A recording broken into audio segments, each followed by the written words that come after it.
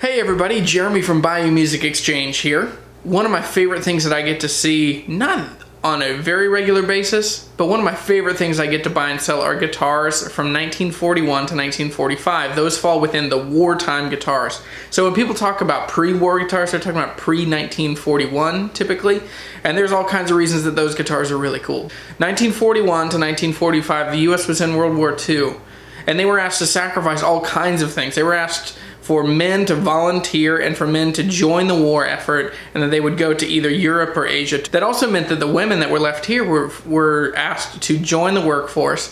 One of the largest things that we were asked to sacrifice is our consumption of metal, because we needed tanks and we needed bullets. So there are three primary places that guitars during this time are going to have different materials than metal.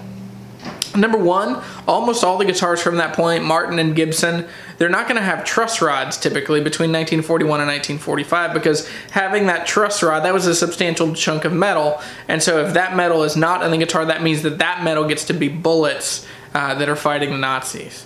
Another place you're going to find it is the bushings around tuners.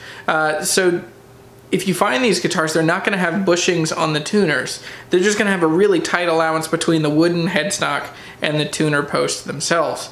Because if there's not bushings there, that means there get to be tanks in Europe. A third place, and one I wanted to show you. So this is a Brazilian rosewood tailpiece that would have gone on an L7, an L50, a jazz style guitar. So this tailpiece is a perfect example of communal sacrifice. We want tanks in Europe and we want bullets in Japan, and we want to show that democracy wins. This is an amazing part of American history. It's one of the coolest things that I get to see on a regular basis. I wanted to share it with you. I'm going to put this on Reverb. I have no idea what to sell it for, but I hope that you enjoy it.